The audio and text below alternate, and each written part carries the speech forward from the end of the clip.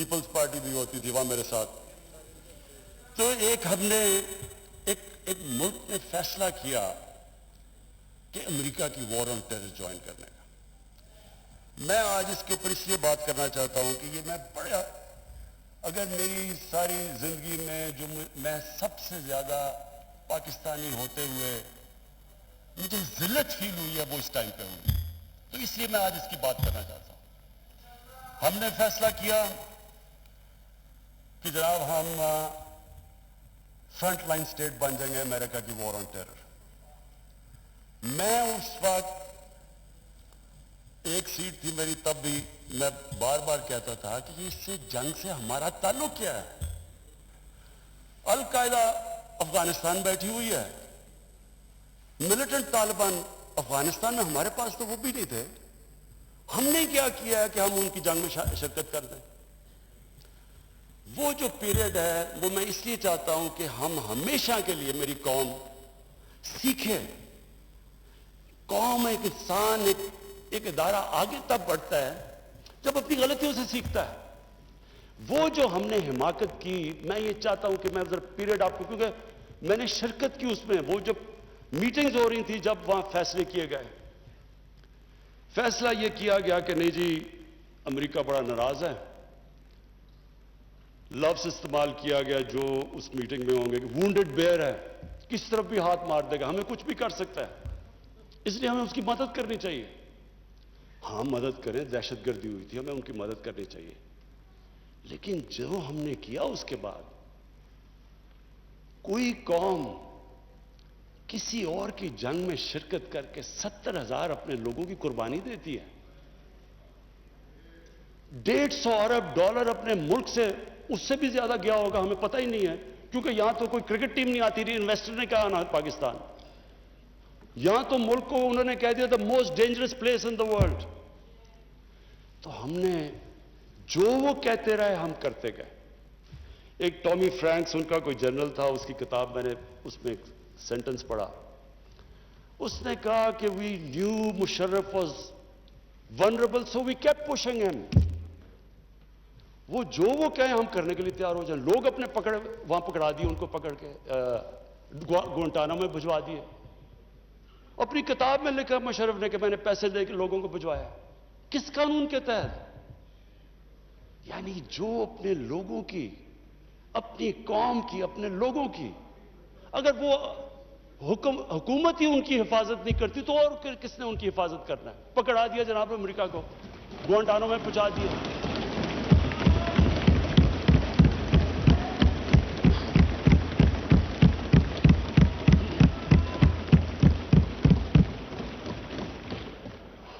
और यहां रुकी नहीं बात।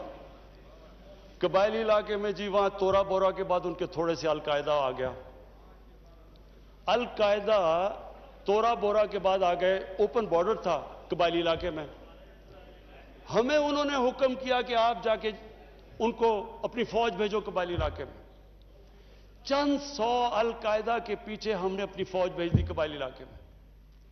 अब जब फौज कबायली इलाके में जाएगी, वो अपने लोग थे उधर, जो फिर उधर से वो ड्रोन अटैक करें, वहां हमारे शहरी मर जाएं, उधर हमारी फौज जिसको पता ही नहीं कि किसके पीछे जा रहे हैं, चंद 100 लोगों के पीछे कबायली इलाके में गए। उसका नतीजा क्या हुआ? आधा हमारा कबायली इलाके के लोगों ने नकल मकानी की। वो कबायली इलाका अभी तक कहीं रिकवर नहीं किया।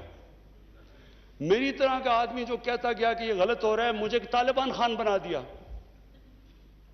यानी वो, मैं जब कहता था अफगानिस्तान में कोई मिलिट्री सोल्यूशन नहीं, जनाब ये प्रो तालिबान है। वो जो पीरियड था, असद कैसर साहब, स्पीकर साहब, हमारी तारीख का सबसे, मैं अगर मेरे से कोई पूछे, सबसे स्याह वक्त था। हमें पता ही नहीं है कि दुश्मन कौन है, दोस्त कौन है। अमेरिका हमारा दोस्त है? कभी ये सुना है कि आपका दोस्त अपने मुल्क में बमबारी कर रहा हो?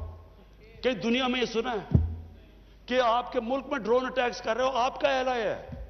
अच्छा, वो जो लोग मरते थे, जिनके बीवी बच्चे मरते थे जब बम फटता था, वो जाके वो बदला किससे लेते थे? वो पाकिस्तानी फौज और पाकिस्तान से। दोनों तरफ पाकिस्तानी मार रहे हैं। मैंने जब पूछा कि ये आप जब उठाता था ये क्या कर रहे हैं, क्यों इजाजत दी हुई है, वो आगे से कहते थे कि क्योंकि पाकिस्तान नहीं इनके पीछे जा रहा, लिहाजा हमें वो करना पड़ता है। स्पीकर साहब, हमारा 30 साल से बैठा हुआ है लंदन के अंदर एक दहशतगर्द, उसको ड्रोन मारेंगे तो क्या वो इजाजत दे देंगे हमें? अब सोचिए, अगर इंग्लैंड में हम ड्रोन अटैक कर दें उसके ऊपर, तो क्या इजाजत देंगे वो हमें?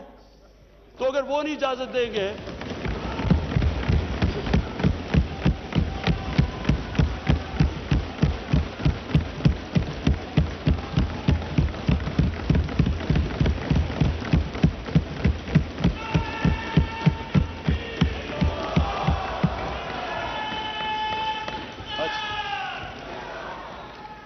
स्पीकर साहब, अगर वो इजाजत नहीं देंगे तो हमने क्यों इजाजत दी? क्या हम सब ह्यूमन हैं? हम आधे इंसान हैं? या क्या हमारी कोई वैल्यू हमारी जान की नहीं जो उतनी की? हमारे मुल्क में इजाजत दी गई, गवर्नमेंट से झूठ बोला लोगों से कि नहीं जी हम मजम्मत करते हैं ड्रोन अटैक्स की। जिल्लत देखें क्या है कि पहले उनको इजाजत दे रहे हैं और इतना हौसला नहीं है कि पब्लिक को कहे कि हमने इजाजत दी हुई है, मजम्मत कर रहे हैं जी उनकी। एक मीटिंग हुई, ओपन हियरिंग हुई सेनेट के अंदर। उस मीटिंग के अंदर सेनेटर कार्ल लेवन पूछता है एडमिरल मलन से कि आप ये क्यों पाकिस्तान में ये ड्रोन अटैक्स कर रहे हैं जब पाकिस्तानी हुकूमत मजम्मत करती है? एडमिरल मलन ओपन हियरिंग के अंदर कार्ल लेवन को कहता कि हम पाकिस्तान हुकूमत की इजाजत से कर रहे हैं। वो आगे से क्या कहता? अब ये शेम की तो ये बात है, वो आगे से कहता है कि क्यों पाकिस्तानी हुकूमत सच नहीं बोलती अपने लोगों से, क्यों दोगली है? और ये ओपन, स्पीकर साहब, ये ओपन कैबिनेट सेनेट की हियरिंग पे जो पब्लिक के अंदर होती है उसमें ये हो रहा है। हमने अपने आप को जलील किया, हमें दुनिया ने नहीं जलील किया, हमने जलील किया अपने आप को। हम अगर आज उनको अमेरिका का क्या बुरा भला कहें जब आपने खुद इजाजत दी हुई थी अपने लोगों को मारने के लिए? फिर से मैं रिपीट करता हूं, मुझे कोई इंस्टेंस बता दें कि आपके मुल्क, आप उनकी मदद कर रहे हैं, आपके लोग मर रहे हैं उनके लिए, और वो आप ही को बमबारी कर रहे हैं आपके मुल्क में। इसकी कोई दुनिया में मिसाल है? और ये हमने इजाजत दी। और स्पीकर साहब, फिर हम कहते हैं कि हमारी दुनिया में जी इज्जत नहीं है। जब उसामा बिन लादेन के खिलाफ ऑपरेशन किया एबटाबाद में, मैं स्पीकर साहब ओवरसीज पाकिस्तानियों को जानता हूं, जितनी जिल्लत ओवरसीज पाकिस्तानी को, लोग कहते हैं हम छुप गए, हम दुनिया को फेस नहीं कर सकते थे कि पहले तो एक आप उनके लिए लड़ रहे हैं जी, हम आपकी फ्रंटलाइन स्टेट है, और फिर जनाब जब उसको यहां मारा तो क्या हमारा एलाए हमारे ऊपर इतना इत्मीनान नहीं करता था कि हमें कह दे कि आप करें? तो क्या वो हमारे दोस्त थे या दुश्मन थे? सारी अवाम कंफ्यूज फिर रही है। और जिस तरह की स्पीकर साहब, जिस तरह की चीजें उन दिनों में हुई, हमारी जनाब सारी सेल्फ एस्टीम खत्म हो गई। मुझे याद है एक नई चीज निकलाई, एनलाइटेड मॉडरेशन। हमने जी एक कॉइन कर दिया कि हम तो बड़े मॉडरेट लोग हैं। और मॉडरेट क्या है? एनलाइटेड मॉडरेशन। अच्छा, अब एनलाइटेड मॉडरेशन की अवाम को क्या समझ आनी है? मुझे भी अभी तक नहीं समझ कि ये क्या चीज है। लोगों ने इसका समझा क्या? क्योंकि हमारी लीडरशिप इतनी मुतासिर थी, लोगों ने क्या कहा जी, सारों ने सूट पहन लिया और अंग्रेजी बोलनी शुरू कर दी। टीवी प्रोग्राम पे जाते थे, जो भी जाता था पहले बैठ के अंग्रेजी बोलता था कि मैं एनलाइटेड मॉडरेट हूं, फिर उर्दू शुरू करता था।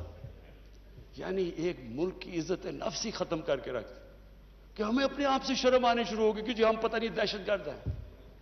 और स्पीकर साहब, हमें यह समझ लेना चाहिए कि जब, फिर से मैं रिपीट करता हूं, जो कौम अपनी इज्जत नहीं करती, दुनिया उसकी इज्जत नहीं करती। हमें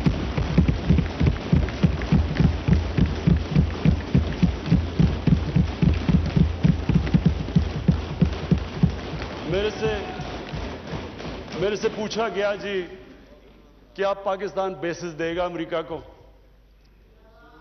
पर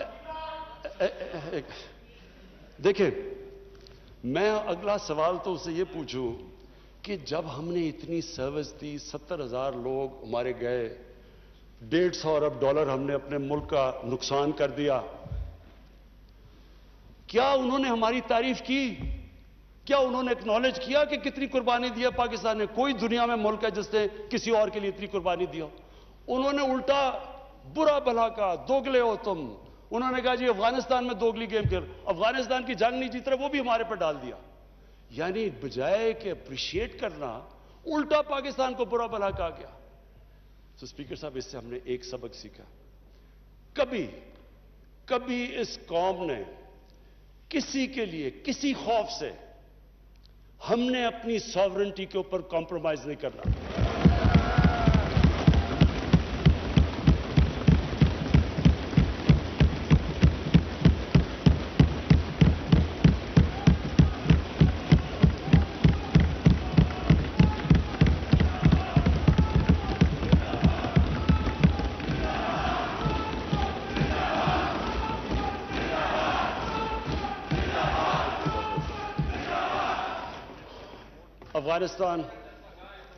अफगानिस्तान ये वाकई हमारे लिए एक बड़ा मुश्किल अब वक्त आ रहा है।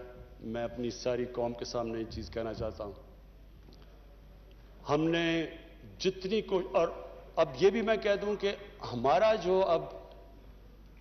जो हमारा और अमेरिका का इस वक्त इंटरेस्ट है वो एक ही अफगानिस्तान में।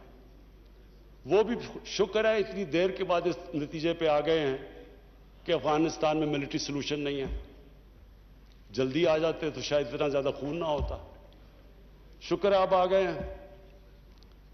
लेकिन हम तो उससे पहले हमें इस चीज पे आ जाना चाहिए था, क्योंकि हम तो जानते हैं अफगानियों को, हमारे भाई हैं, हमें इनकी तारीख पता है।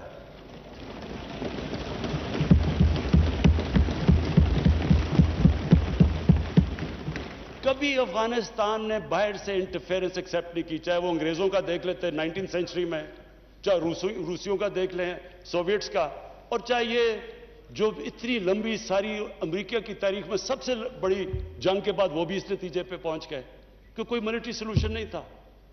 हमें, अगर हम प्रोएक्टिव होते, हम उस वक्त एक खुददार हुकूमत खड़ी होकर कहती कि ये आप बिल्कुल गलत कर रहे हैं, अगर हम करते, हम उनको बचा लेते, उधर से भी खून को बचा लेते जो हुआ है वहां अफगानियों का, और दूसरी तरफ इनको भी एक बेहतर टाइम पे ये निकल सकते थे।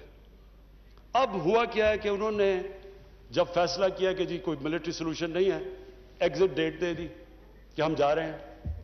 अब जब वो जा रहे हैं तो पाकिस्तान को कह रहे हैं कि जी किसी तरह आप उनको टेबल पे ले आओ। हमारे पास क्या लीवरेज है उनको टेबल पे लाएं, सिवाय कि उनके कोई खानदान यहां बसे हुए हैं? क्या उनके खानदानों को पकड़ के जेलों में डाल दें? क्या करे? और पाकिस्तान तो सिर्फ उनको कह सकता है ना कि मिलिट्री सोल्यूशन के ऊपर अगर आप जाएंगे तो वहां सिविल वॉर लंबी हो जाएगी तालिबान को, और सिविल वॉर लंबी होगी, अफगानिस्तान की भी तबाही है, और पाकिस्तान उसके बाद वो मुल्क है जिसको नुकसान होगा। लेकिन इसके बाद जब वो डेट दे चुके हैं, इससे ज्यादा हम लीवरेज क्या करें?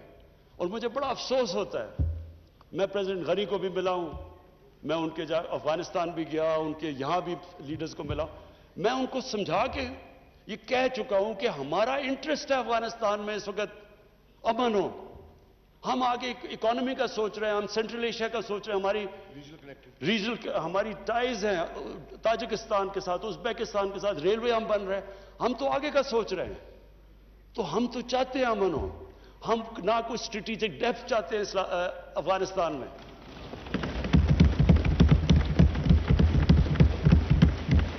हम ना कोई फेवरेट्स चाहते हैं, ना हम कोई पार्टीज को चूज करना चाहते हैं। जो अफगानिस्तान के लोग चाहते हैं हम उनके साथ हैं।